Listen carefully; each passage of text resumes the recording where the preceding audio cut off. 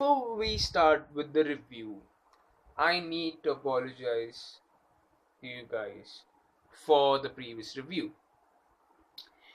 In my rage and in my frustration, I personally ignored and overlooked certain aspects of the chapter and misjudged it a lot. Didn't see it in other perspectives and pretty much misrepresented it in front of you guys. So I am I am extremely sorry for it. Now, that does not mean that I'm not frustrated, or should I say I'm not salty over that chapter. I am quite frustrated over that chapter. But for the reason is that a battle between Aizen and Yuha, I wanted to see something absolutely epic. I wanted to see the entire Serete being demolished in their fight. Never would I had expected that Aizen's Kyoka Suigetsu would give an opening to Ichigo and he would give that stab to Yuha. I mean, honestly, I wanted a fight where Aizen beats the shit out of Yuha, slowly taking one seal off at a time, getting stronger and stronger and stronger, using innumerable techniques that he bragged about, that he mastered a long time ago, to see Aizen at his fullest, that we never really were able to see. Because in the previous battles, he never really gave his 100%. And then in this chapter, when we have a chance of seeing that, we don't really get to see that.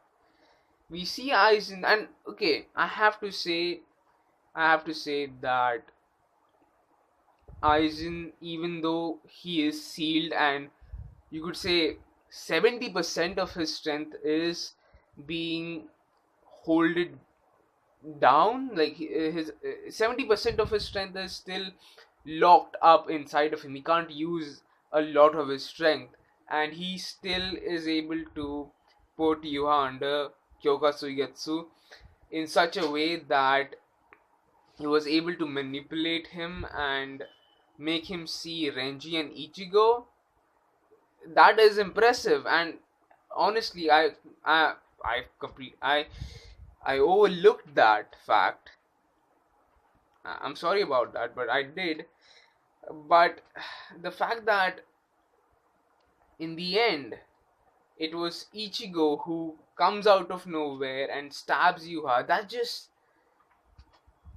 kind of, you know, that just made me really angry. I was like, no, no, no, no, no, no, not like this. I mean, I wanted Aizen to gravely injure Yuha or something, to the point where, yeah, now Ichigo is well enough to fight him, like something like that. I think I just had too much of an expectation for this fight, and I guess it didn't happen the way I wanted it, and I just messed up in the whole thing. But I also would like to point out the fact that how the fuck does he knows what Renji's Bankai looks like? I mean, no, seriously. Like how does he knows that? Renji never really revealed his new Bankai in front of him.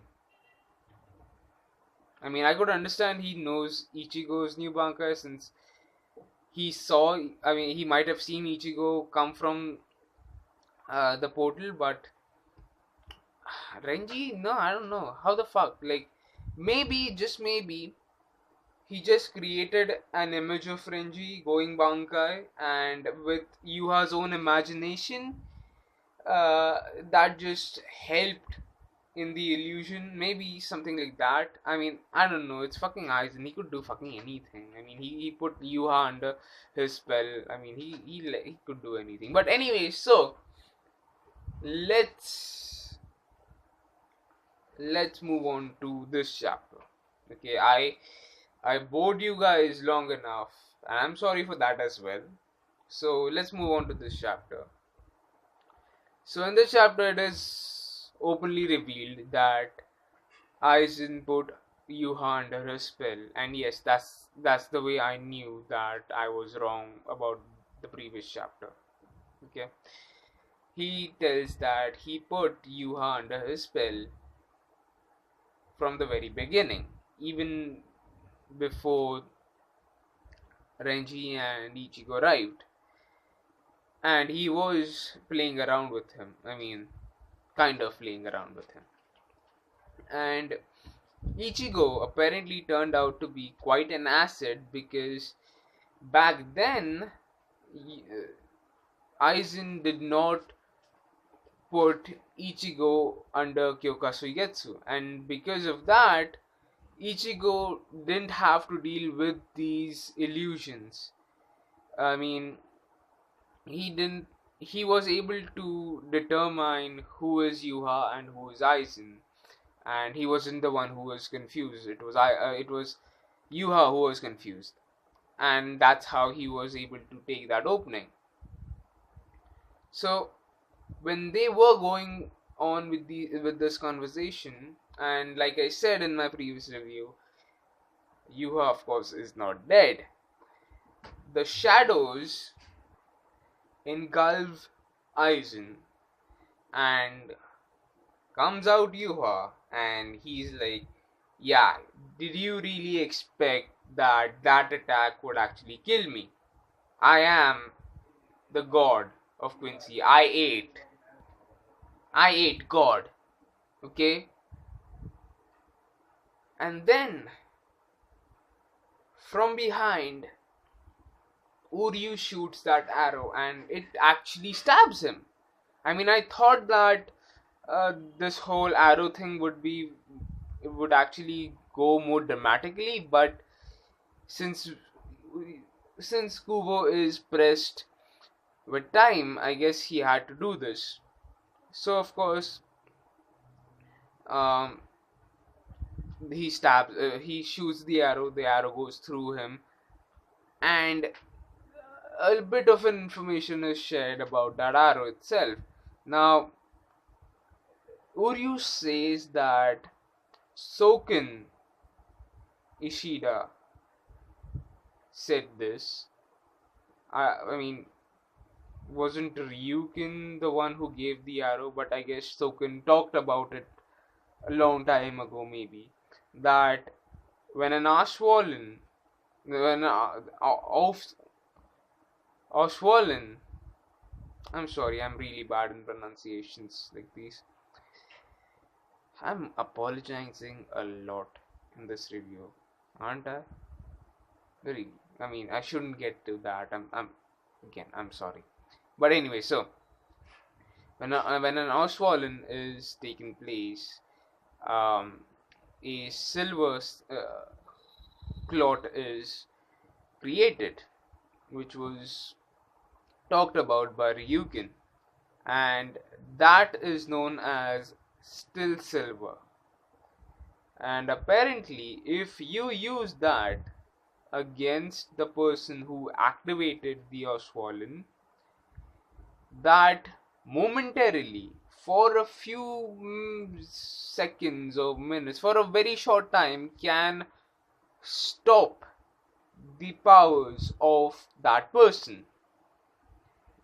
So, because Uryu shot that arrow, that stopped Yuha's abilities of, I guess, all of Yuha's abilities. I guess.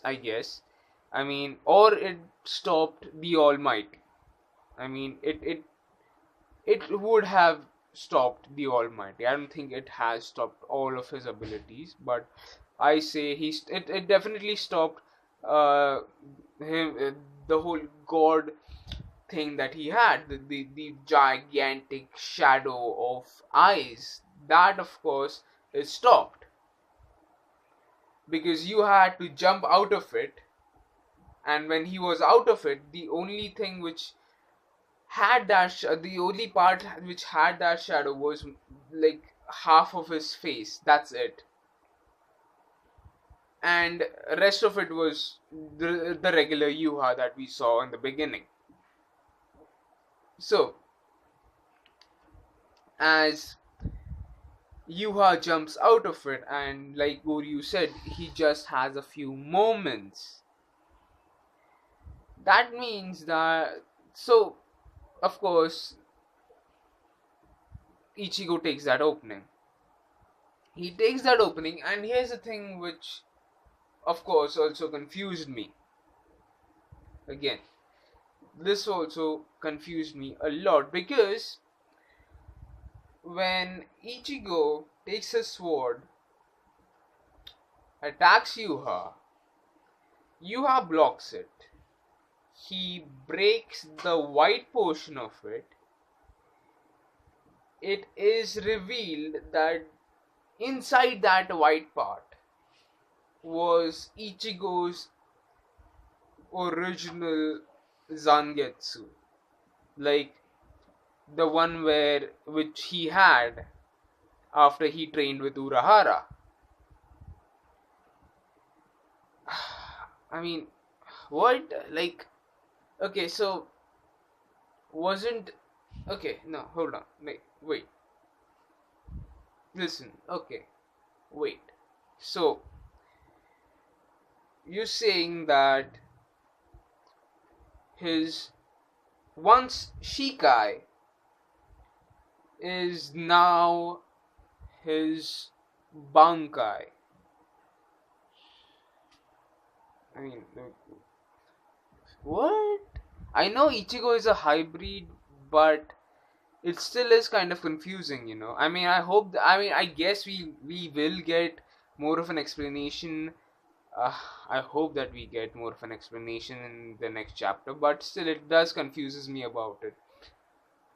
I would rather not make that many speculations, because this whole scenario itself is not really that I understand a lot right now.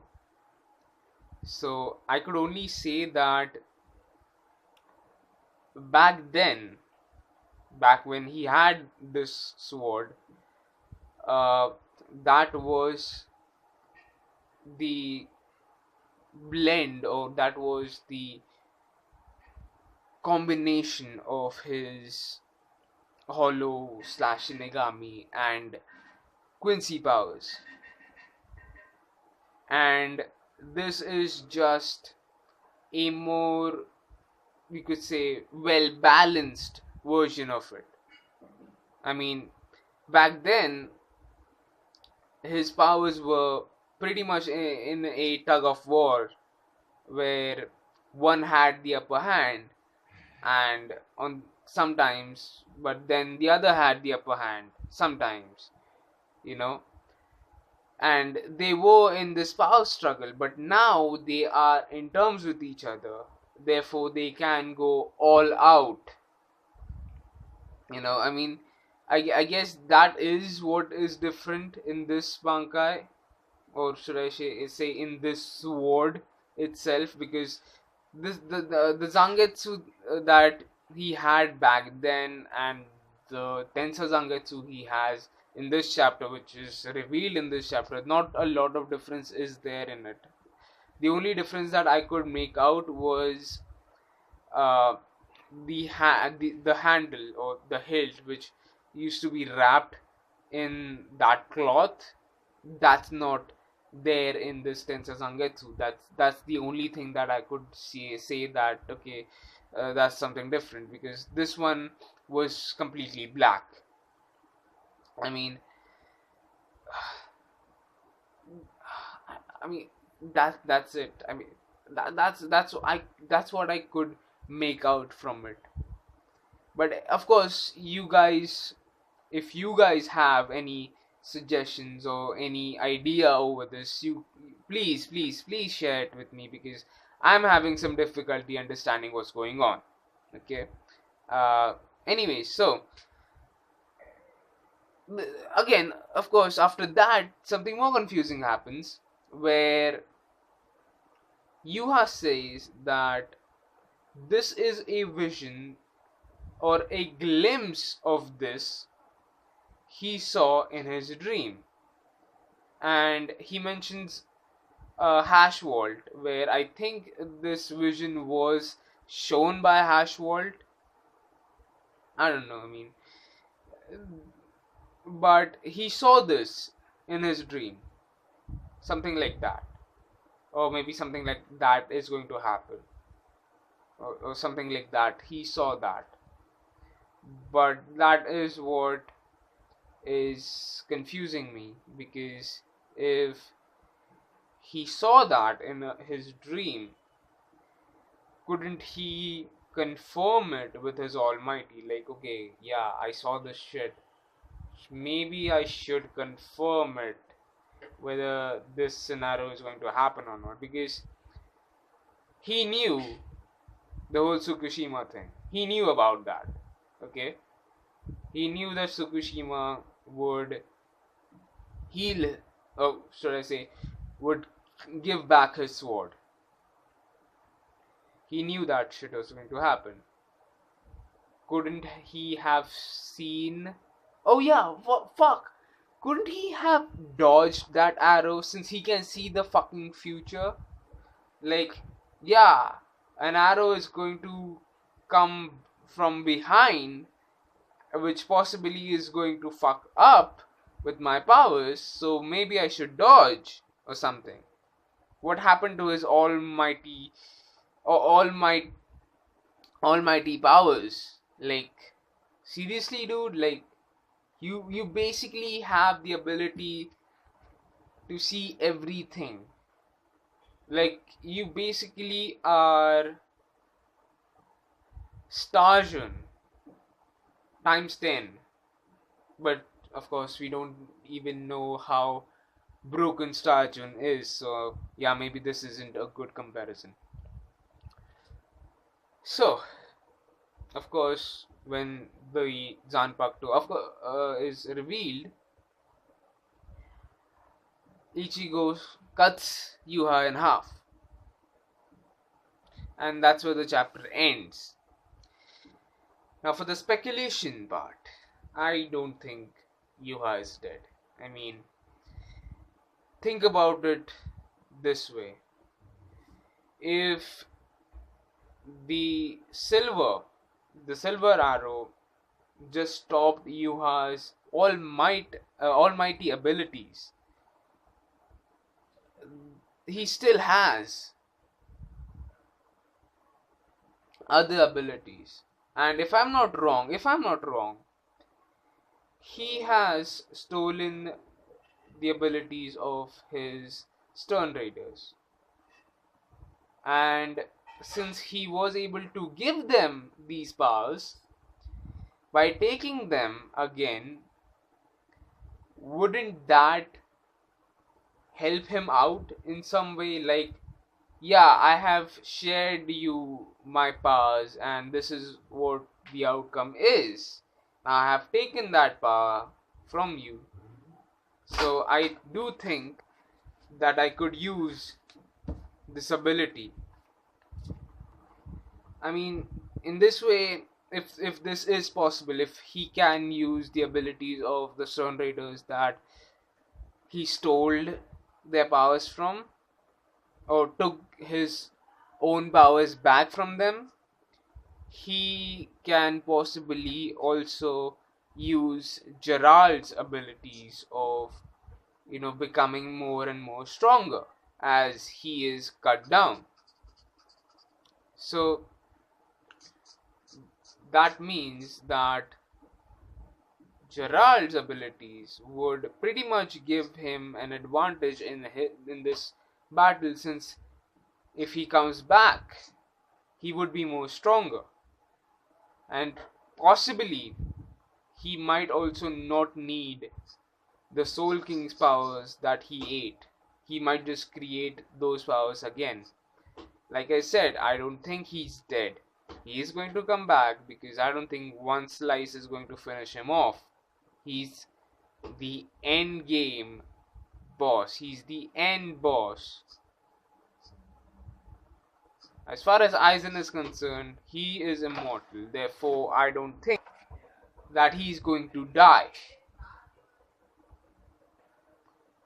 Of course, he has lost an arm, but if you remember, he was able to stitch back his body when it was cut in half in from the middle.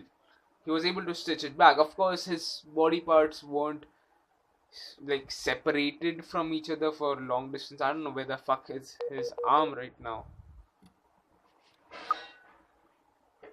But seeing that, I say, since Aizen has been engulfed in this, I would say that um, um, his seals might just broke off, and we could see an Aizen Bankai. Okay, I still am expecting an Aizen Bankai. I am still expecting that Aizen would do something epic. I hope so. Okay. But anyways, what do you guys think about this chapter? Please share your thoughts in the comment section below. Till next time. And yes, I'm sorry.